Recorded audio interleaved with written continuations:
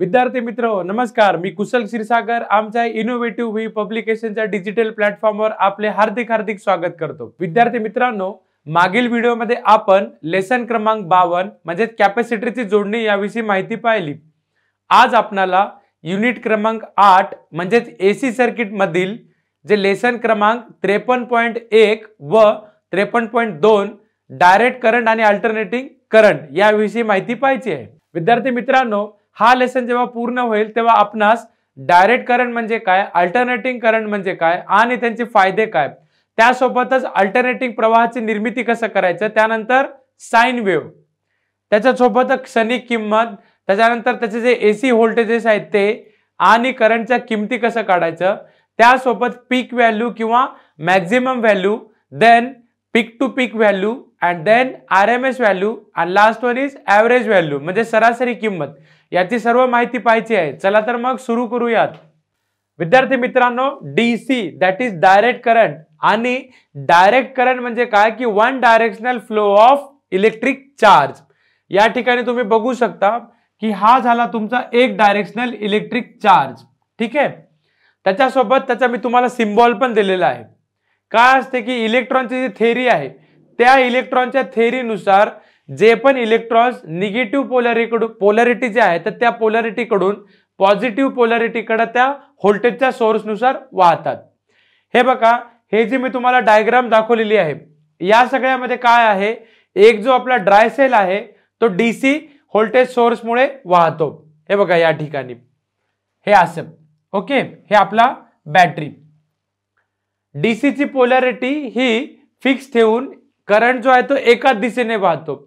हे जे dry sale आहे ह्या ड्राय सेलची व्होल्टेज आणि याची जी पोलॅरिटी आहे ही फिक्स असते। आता बघा, जे पण मी तुम्हाला या ठिकाणी जे वेव्हफॉर्म्स काढून दाखवलेले आहेत काय असते, हे बघा, हे ग्राफिकल रिप्रेझेंटेशन काय असते की pulsating direct current that is the periodic current which changes in value but never changes the direction.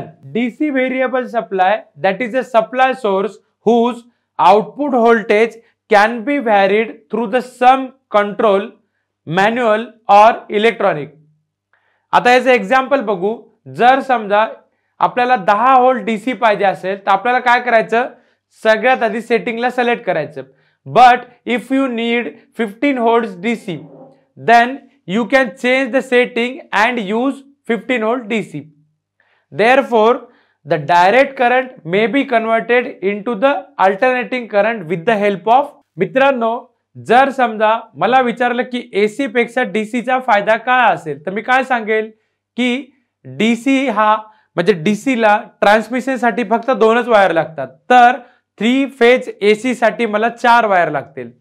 त्यासोबत जो डीसी आहे तर त्या डीसी मध्ये कोरोना जो लॉस आहे तो दुर्लक्षणीय असतो आणि एसी मध्ये तो फ्रिक्वेन्सी बरोबर वाढत जातो। एसी चे ट्रान्समिशनचे जे पण कंडक्टर आहे तर ते कंडक्टर डिझाइन करताना आपल्याला स्किन इफेक्टचा प्रॉब्लेम मोठ्या प्रमाणामध्ये दिसून येतो। त्यासोबत जे डीसी आहे त्या डीसी मध्ये आता जे सांगितलं तुम्हाला यामध्ये इंडक्टिव्ह आणि कॅपॅसिटिव्ह हे लॉसेस नसतात, त्याच्यासोबत त्याची प्रॉक्सिमिटी इफेक्ट पण नसतो। मित्रांनो, आता मी तुम्हाला शिकवणार आहे अल्टरनेटिंग करंट। अल्टरनेटिंग म्हणजे काय, बदलणारा, व्हेरिएबल। एक गोष्ट लक्षात ठेवा, अल्टरनेटिंग म्हणजे व्हेरिएबल पॉवर सप्लाय आणि डीसी म्हणजे कॉन्स्टंट पॉवर सप्लाय, हे मी तुम्हाला सांगितलं होतं आता अल्टरनेटिंग मध्ये काय सांगणार आहे की जे पण तुमचं व्होल्टेज आहे किंवा करंट आहे that changes it's polarity or the direction हे रिस्पेक्टिव्हली ओव्हर द टाइम। हे बघा, आता हे बदलणारा आणि हे ओव्हर द टाइम, ओके। म्हणजेच काय लक्षात ठेवायचं की अल्टरनेटिंग करंट हे सहसा दोन्ही किंमत आणि दिशा बदलते।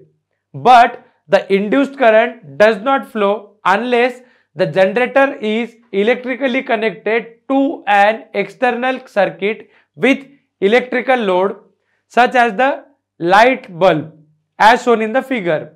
म्हणजेच काय की आकृतीनुसार ही जेव्हा मी वेव्हफॉर्म किंवा करंट कसे वाढते आणि कमी होते तेच आपण एसी व्होल्टेज सोर्सचा वापर करून आपण काढू शकतो।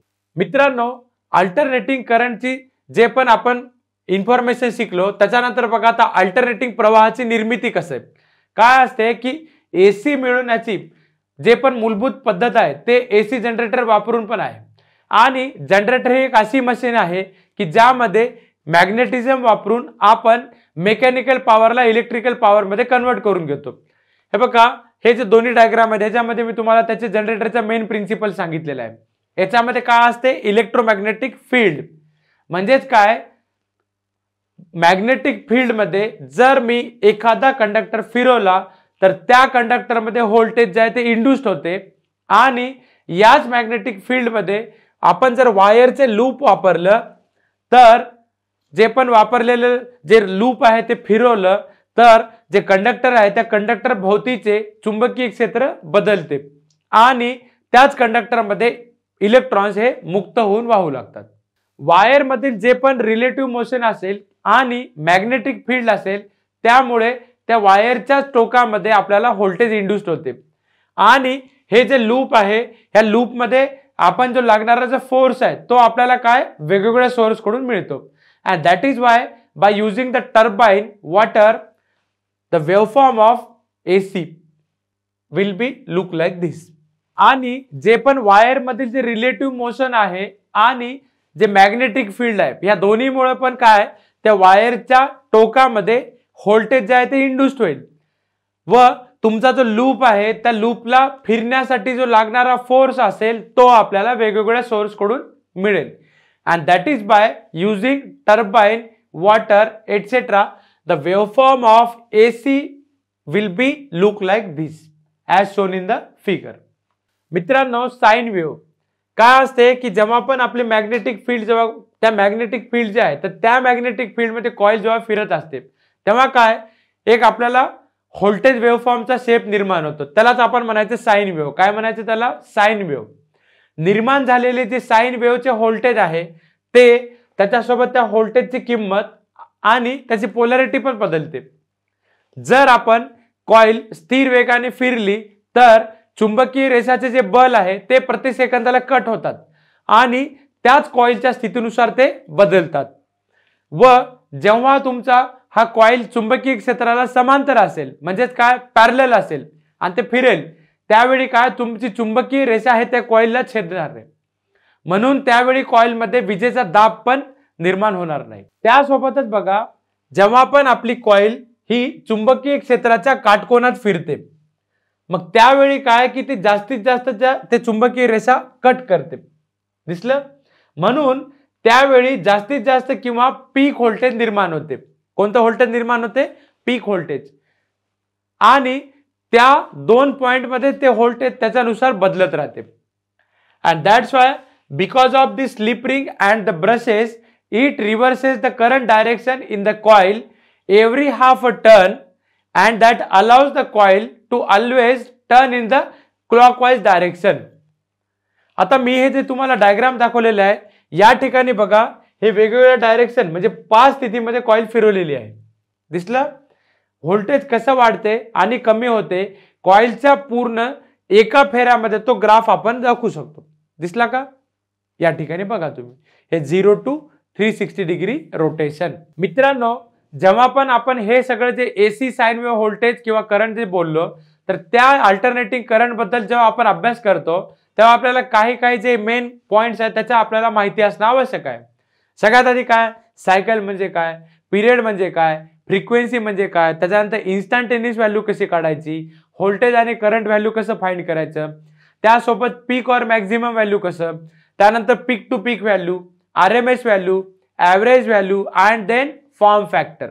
चला तर मग आता सायकल आणि टाइम पिरियड बद्दल बोलू. काय असते हे डायग्राम तुम्हाला दिसतात. ठीक आहे.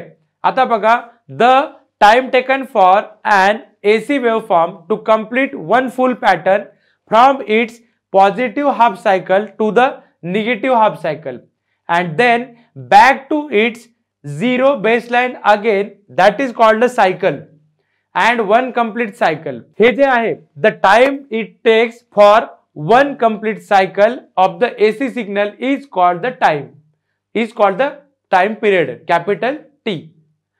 आता बघा, हे हाफ सायकल आणि हाफ सायकल हे जे मिळून जे तुमचा तयार झाला त्याला म्हणायचं टाइम पिरियड टी. कळालं? आणि सायकल म्हणजे हे पॉझिटिव्ह हाफ सायकल झाली, हे निगेटिव्ह हाफ सायकल झाली.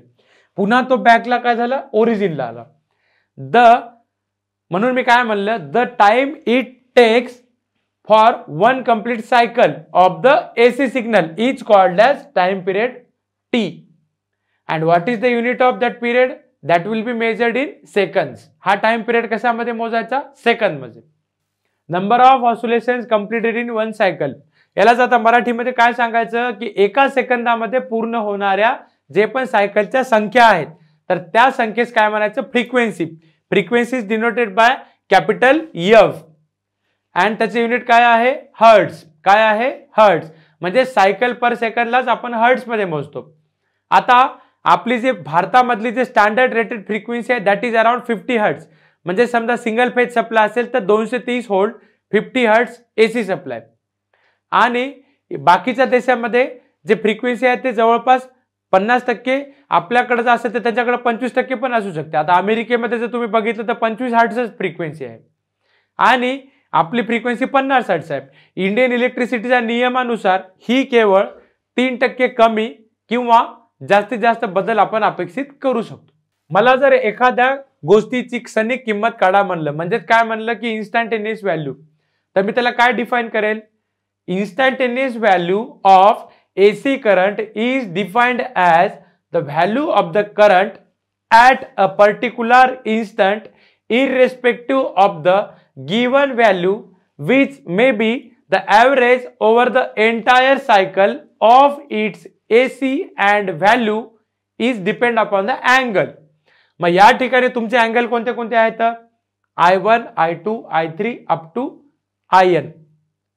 That gives the value of the sine wave at the instant of the time.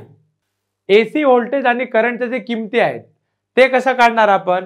आता या ठिकाणी बघा हे तुमच्या ओरिजिन मध्ये आणि ह्या ओरिजिन पासून सुरुवात झाल्यावर तुम्हाला व्होल्टेज आणि करंट दिसतात बघा दोन्ही वेव्ह फॉर्म. हे 0 to पाय, पाय टू 2 पाय. म्हणजेच काय की साइन वेव्हच्या जे किमती आहेत या नेहमी कशा असतात? व्होल्टेज आणि करंटच्या स्वरूपामध्ये नेहमी बदलत असतात. प्रत्येक क्षणाला जे साइन वेव्ह आहे तर त्या साइन वेव्हच्या किमती या वेगवेगळ्या प्रकारच्या असतात. याच्यामध्येच आपल्याला पीक व्हॅल्यू किंवा मॅक्झिमम व्हॅल्यूचं फाइंड करा म्हणलं तर कसं करणार आपण? या ठिकाणी बघा आता मी तुम्हाला दाखवलेलं आहे एम्प्लिट्यूड और पीक व्हॅल्यू. मग आता याला मी डिफाइन कसं करणार? The peak value of the wave is the highest value the wave reaches above the reference value. आणि ही जी रेफरन्स व्हॅल्यू असते ती नॉर्मली 0. याच पीक व्हॅल्यूला आपण व्ही मॅक्स ने दाखवायचं किंवा व्ही पीके.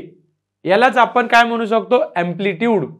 मग आता याला काय म्हणायचं? The peak to peak value of an AC voltage is defined as the total value of its positive peak and its negative peak. आता बघा जे पण आपली RMS चा लॉंग फॉर्म काय? Root mean square. RMS stands for root mean square of the instantaneous current value. It is defined as the amount of AC power that produces the same heating effect as an equivalent DC power. And the RMS value of the sine current wave that can be determined by the area covered in the half cycle.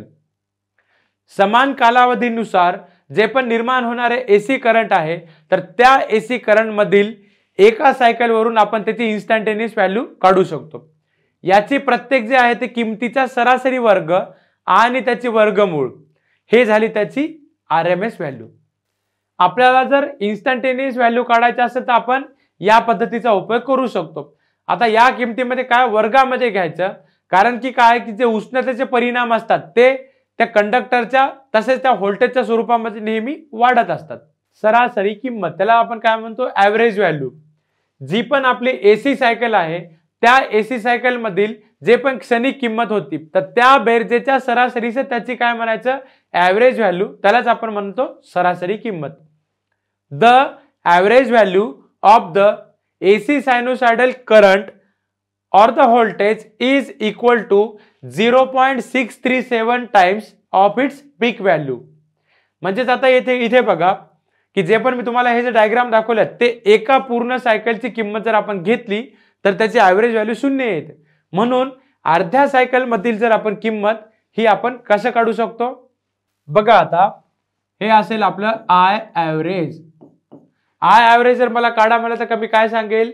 जे पण माझं I1 plus I2 plus I3 up to IN divided by N. हे जेव्हा मी calculation करेल, मी अजून एकदा repeat करतो, I1 plus I2 plus I3 plus IN divided by N. मग मला काय मिळेल? 0.637 टाइम्स Imax, म्हणजेच Imax इंटू 0.637. कळालं मित्रांनो? किंवाच याला आपण काय म्हणू शकतो, आता हे झालं माझी करंटची ऍव्हरेज व्हॅल्यू. असंच जर समजा मला तुम्ही व्होल्टेजची ऍव्हरेज व्हॅल्यू काढा म्हणलात, तर मी काय करेल, जे पण त्याच्यामध्ये मॅक्झिमम व्हॅल्यू जे व्होल्टेजचे असेल ते that is multiplied by 0.637 times. म्हणजेच मी काय करेल, Emax इंटू 0.637. हे कॅल्क्युलेशन कळालं का सगळ्यांना?